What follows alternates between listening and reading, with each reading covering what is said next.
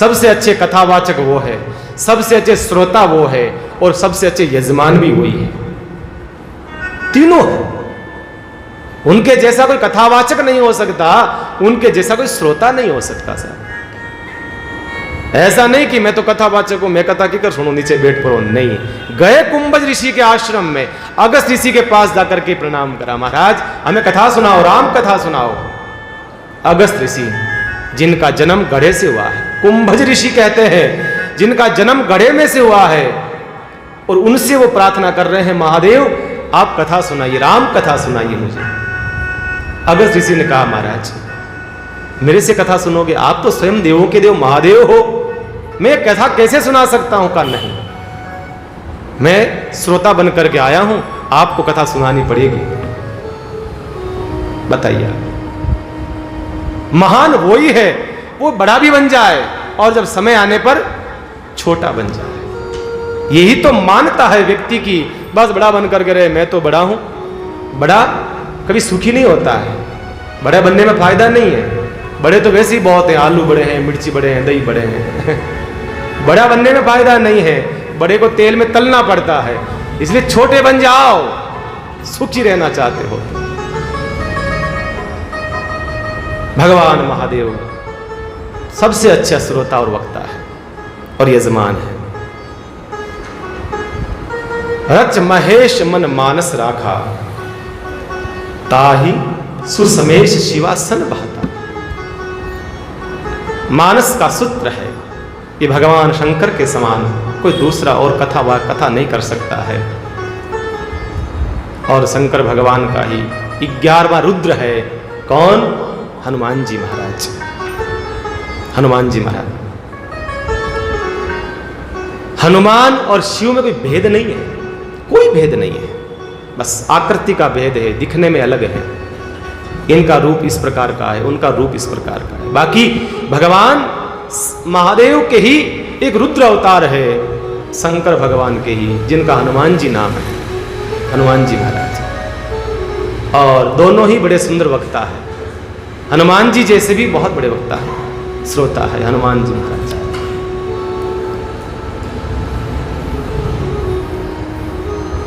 इसलिए कहते हैं शंकर सुवन केसरी नंदन।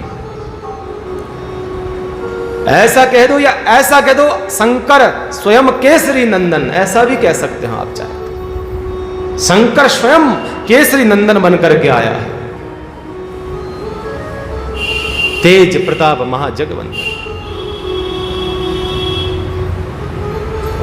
भगवान राम ने कहा है, महादेव मैं धरती पर जा रहा हूं, आपका भक्त बहुत पाप कर रहा है, आपका चेला परेशान कर रहा है। कौन?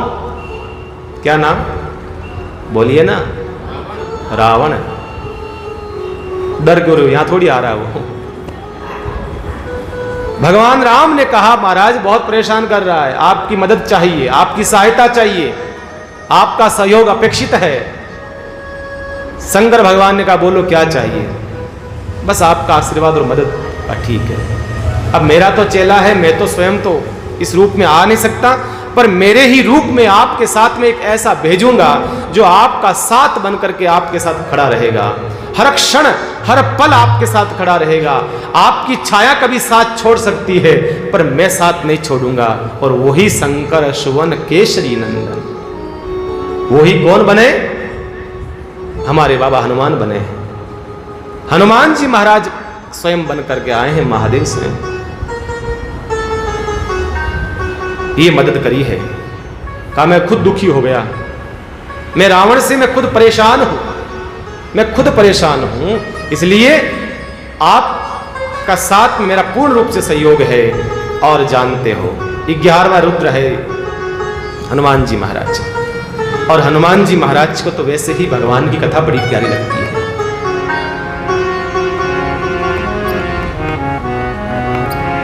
प्रभु चरित्र सुनीबे को रसिया, प्रभु चरित्र सुनीबे को रसिया, प्रभु चरित्र सुनीबे को रसिया, प्रभु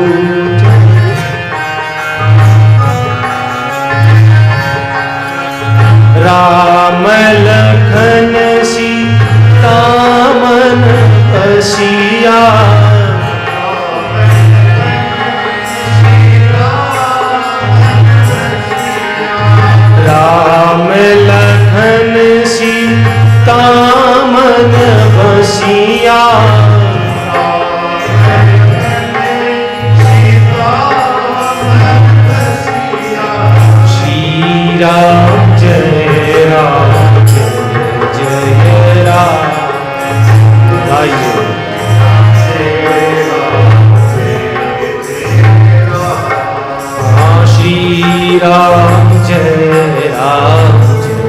जय राम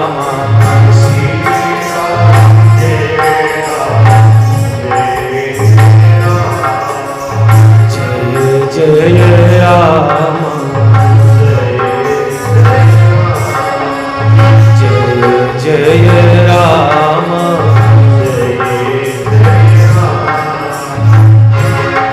भगवान शंकर हनुमान रूप में पधारे हैं मानो, और हनुमान जी भगवान राम के परिवार की पंचायती का सबका लाडला, उनके परिवार का सबके बराबर सबका प्रेम जिसके ऊपर मिला है, जिसके ऊपर कृपा हुई है। घर में कितने लोग रहते हैं, जितने लोग रहते हैं जरूरी नहीं सब एक दूसरे के प्रिय हो, जरूरी नहीं है। अगर जॉइंट फैमिली हो, बहुत बड़ा परिवार हो, सबके साथ में संबंध एक जैसे नहीं रहते हैं कि भाई ये व्यक्ति ऐसा है, सबको अच्छा लगता है चाहे कोई भी हो परिवार में, इतना बड़ा परिवार है, संभव नहीं हो सकता है। पर भगवान राम के परिवार में हनुमान जी एक ऐसा सदस्य थे, सबको अच्छे लगते थे महाराज। चारों भाइयों को, चारों भाइयों की बहुओं को, चारों भाइयों के बच्चों को, सबको एक समान प्रेम मिलता था, भाव आदर मिलता था हनुमान जी महाराज को। सबका प्रिय कोई हो नहीं सकता है, एक हनुमान जी ही हो सकते हैं। कहने का मतलब नजदीक बैठे हम हनुमान जी महाराज के, सालासर बालाजी के, इसलिए फिर प्रसंग तो उठता है, स्वाभाविक है। सबका प्रिय है। और आप हनुमान जी में 3 दर्शन करोगे आप हनुमान जी के अंदर 3 प्रकार से। देखो ये जो कथा होती है, ये राम जी का चरित्र, ये शंकर भगवान का चरित्र, ये कृष्ण भगवान का चरित्र, ये जो कथाएं करते हैं हम, कथा सब सुनाते हैं आपको, ये राम की कथा नहीं है, ये शिव की कथा नहीं है। ये जो कथा है ये एक माध्यम है, हम अपने आप को एक आईना दिखा रहे हैं। राम की कथा नहीं है, ये हमारी अपनी है। और कथा यहां से जब गाई जाती है आपको ऐसा लगता है कि मेरे लिए ही बोला जा रहा है। कथा ये है, कथा आपको सच का सामना करवाएगी, ये आईना है, ये आपको सत्य प्रकट करवाएगी महाराज। ये एक माध्यम है, ये तो प्रसंगों का तो कथा बताना चाहती है। आप ऊपर से सज धज करके आए हो, भीतर आप कैसे हो ये दिखाती है कथा। क्या आपका ऊपर का आवरण जो दिख रहा है, क्या भीतर में आप वैसे हो या न हो, ये कथा कह सकती है। बाकी पड़ोसी नहीं कह सकता है, आपके सगे संबंध नहीं कह सकते, उनको पता है कहेंगे तो बुरा मानेंगे, और हम व्यासपीठ से कहेंगे तो आप क्या बिगाड़ लोगे हमारा, हैं? यहां से कुछ कहा जाएगा, स्पष्ट कहा जाएगा, बुरा लगे या लगे भाई, पर सच निकलेगा यहां से। वो लगा कि मेरे लिए ही कही है महाराज ने। ये कथा आपको स्वयं आपका भान कराती है, आपको भीतर से लगाता है कि हाँ ये मैं हूं। कथा राम की नहीं है, कथा शिव की नहीं है, ये आपको, आप कथा के माध्यम से आपको आईना दिखा रही है महाराज, आपको आईना बता रही है।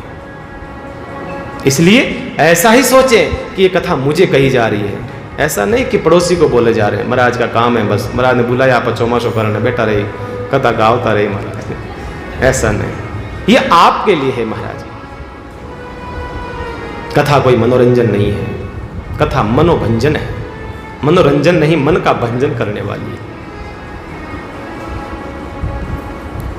हम पहले कैसे थे और कथा सुनते सुनते हम कैसे हो गए, ये कथा हमें बताती है। कई लोग कहते हैं हमारा जीवन ऐसा था महाराज, कथा सुनी, सत्संग सुना हमने, फिर उसके बाद हमारा परिवर्तन हो गया, हृदय परिवर्तन हो गया। कथा ये कर सकती है आपके जीवन में, आपका भीतर से हृदय परिवर्तन कर सकती है कथा। बस कथा सुनते जाइए, कथा सुनते